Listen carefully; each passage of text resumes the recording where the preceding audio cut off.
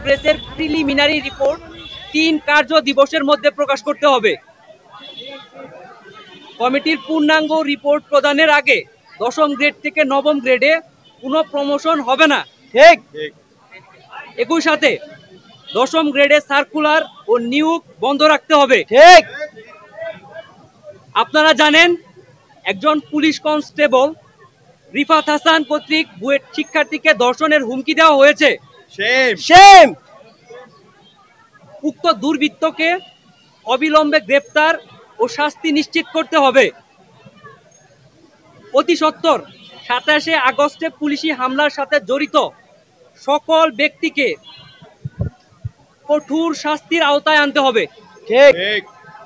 ঢাকা পলিটেকনিকের কিছু সন্ত্রাসী আমাদের বুটেক্সের ভাইদেরকে জবাই করার হুমকি দিয়েছে। উক্ত সন্ত্রাসীদেরকে দ্রুততম সময়ের মধ্যে গ্রেপ্তার ও বিচারের আওতায় আনতে হবে। আপনারা জানেন বুয়েটের 4র্থ বর্ষের শিক্ষার্থী সাইয়েদ সাদিদ নাসিব এর পেটে সাউন্ড গ্রেনেডের স্প্লিন্টার প্রবেশ করেছে। তার অবস্থা অত্যন্ত আশঙ্কাজনক। তার জন্য আমরা সকলের নিকট দোয়া প্রার্থনা করছি।